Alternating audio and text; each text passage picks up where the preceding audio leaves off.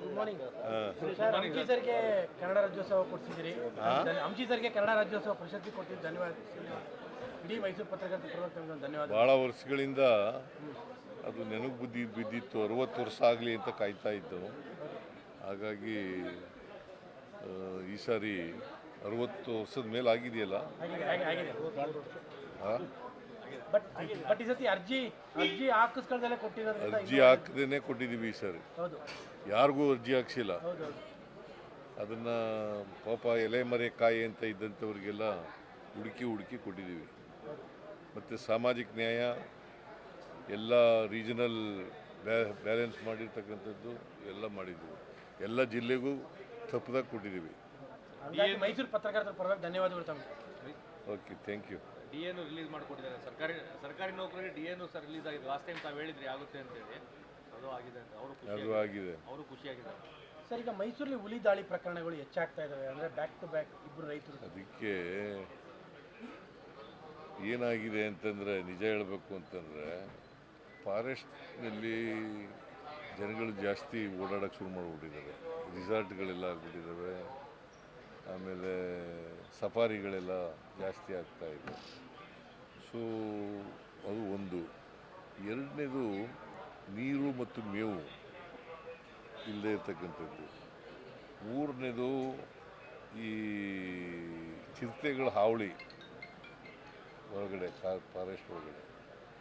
So ಇವೆಲ್ಲ ಕಾರಣಗಳಿಗಾಗಿ ಅವು ಮೇವು ನೀರಿಗೋಸ್ಕರ ಹೊರಗಡೆ ಬರ್ತವೆ. ಆನೆಗಳು, ಹುಲಿಗಳು, ಚಿರತೆಗಳು, ಕಾಡಂದಿಗಳು, ಜಿಂಕೆಗಳು ಇವೆಲ್ಲ ಬರ್ತವೆ. ಇದರಿಂದ ನಿನ್ನೆ ಒಂದು ಮೀಟಿಂಗ್ ಮಾಡಿದ್ದಾರೆ ಇವರು, ಮಹದೇವಪ್ಪ, ವೆಂಕಟೇಶ್, ಫಾರೆಸ್ಟ್ ಮಿನಿಸ್ಟರ್ ಎಲ್ಲ ಒಂದು ಮೀಟಿಂಗ್ ಮಾಡಿದ್ದಾರೆ. ನಾನು ಒಂದು ಮೀಟಿಂಗ್ ತಗೋತಾ ಇದ್ದೀನಿ ಈಗ. ಕೆಲಸ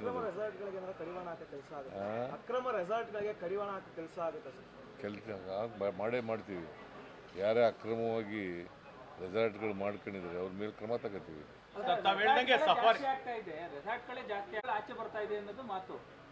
ಅದು ಒಂದು ಕಾರಣ ಅಷ್ಟೇ, ಅದೇ ಮುಖ್ಯ ಕಾರಣ ಅಲ್ಲ. ಅದು ಒಂದು ಕಾರಣ. ಸಫಾರಿಗಳು ಜಾಸ್ತಿ ಆಗ್ತಾ ಇದೆ ಅಂತ ತಾವು ಹೇಳಿದ್ರಿ. 4 ಟ್ರಿಪ್ ಮಾಡ್ತಾ ಇದ್ದಾರೆ ಬೆಳಗ್ಗೆಯಿಂದ ಸಂಜೆವರೆಗೂ. ಅದಕ್ಕೆ ಕಡಿಮೆ ಮಾಡಿ ಅಂತ ಹೇಳಿದ್ದೀನಿ. ಕಡಿಮೆ ಮಾಡಿ ಅಂತ ಹೇಳಿದ್ದೀನಿ. ಬಿಹಾರ ಚುನಾವಣೆ ಹೋಗ್ತೀರಾ ಸರ್ ಅಂತ? ಪ್ರಚಾರಕ್ಕೆ ನನಗೆ ಇಲ್ಲಿವರೆಗೆ ಕರೆ ಬಂದಿಲ್ಲ. ಕರೆ ಬಂದರೆ ಹೋಗ್ತೀನಿ. ವಾತಾವರಣ ಹೇಗಿದೆ ಅಂತ ಸರ್? ನಮ್ಮ ಪ್ರಕಾರ ಇಂಡಿಯಾ ಗೆಲ್ತದೆ ಅಂತ ಇದೆ.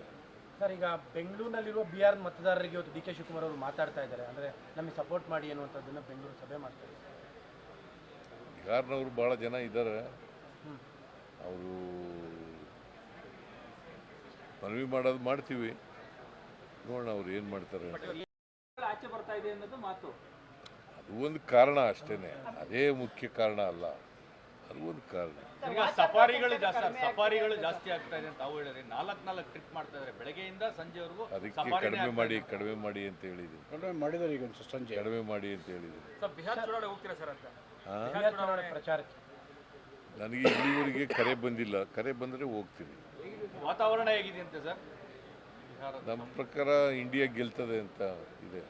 ಸರ್, ಈಗ ಬೆಂಗಳೂರಿನಲ್ಲಿರುವ ಬಿಹಾರ್ ಮತದಾರರಿಗೆ ಇವತ್ತು ಡಿ.ಕೆ. ಶಿವಕುಮಾರ್ ಅವರು ಮಾತಾಡ್ತಾ ಇದ್ದಾರೆ. ಅಂದರೆ ನಮಗೆ ಸಪೋರ್ಟ್ ಮಾಡಿ ಅನ್ನುವಂಥದ್ದನ್ನು ಬೆಂಗಳೂರು ಸಭೆ ಮಾಡ್ತಾರೆ. ಬಿಹಾರ್ನವರು ಭಾಳ ಜನ ಇದ್ದಾರೆ. ಅವರು ಮನವಿ ಮಾಡೋದು ಮಾಡ್ತೀವಿ, ನೋಡೋಣ ಅವ್ರು ಏನು ಮಾಡ್ತಾರೆ.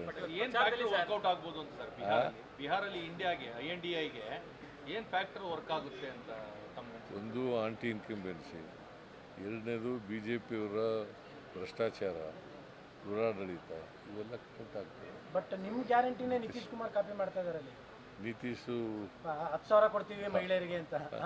10,000 ಒನ್ ಟೈಮ್. ಅದೇ ನಾವು ಪ್ರತಿ ತಿಂಗಳು 2,000 ಕೊಡ್ತೀವಿ. 1,24,000 ಮಹಿಳೆಯರಿಗೆ 2,000 ರೂಪಾಯಿ ಪ್ರತಿ ತಿಂಗಳು ಕೊಡ್ತಾ ಇದ್ದೀವಿ. ಈಗ ಇಲ್ಲಿವರೆಗೆ ಸುಮಾರು 1,00,000 ಕೋಟಿಗೂ ಹೆಚ್ಚು ಖರ್ಚು ಮಾಡಿದ್ದೀವಿ ಗ್ಯಾರಂಟಿ ಯೋಜನೆಗಳು. ನಿಮಗಿಲ್ಲಿ ಮಹಿಳೆಯರು ಓಟ್ ಹಾಕ್ದಂಗೆ ಅಲ್ಲಿ ನಿತೀಶ್ ಕುಮಾರ್ಗೆ ಓಟ್ ಹಾಕ್ತಾರ ಅಂತ? ಎಲ್ಲಿ? ಅಲ್ಲಿ ಬಿಹಾರದಲ್ಲಿ ಅವರು ಅದೇ ಗ್ಯಾರಂಟಿ ಸ್ಕೀಮ್.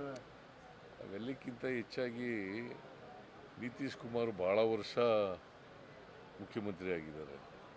ಆಮೇಲೆ ಯಾವುದೇ ಒಂದು ಸಿದ್ಧಾಂತ ಇಲ್ಲ. ಬಿ ಜೆ ಪಿ ಜೊತೆಲೂ ಹೋಗ್ತಾರೆ, ಕಾಂಗ್ರೆಸ್ ಜೊತೆಲೂ ಬರ್ತಾರೆ, ಲಾಲು ಪ್ರಸಾದ್ ಜೊತೆ ಹೋಗ್ತಾರೆ. ಈ ಥರ ಆಗಿ ಯಾವುದೇ ಒಂದು ಸಿದ್ಧಾಂತ ಇಲ್ಲದೆ ಇರತಕ್ಕಂಥದ್ದು. ಮತ್ತು ಬಡತನ ಜಾಸ್ತಿ ಇದೆ ಅಲ್ಲಿ, ಬಿಹಾರ್ನಲ್ಲಿ ಬಡತನ ಜಾಸ್ತಿ ಇದೆ.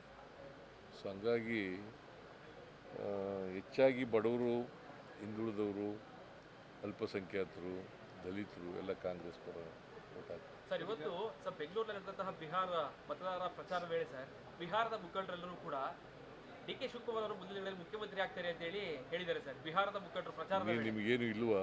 ಅಲ್ಲ ಸರ್, ಇವತ್ತು ಜನ ಮಾತಾಡೋದು ಬೇಡಪ್ಪ. ಜನ ಏನಾದ್ರು ಮಾತಾಡ್ತಾರೆ.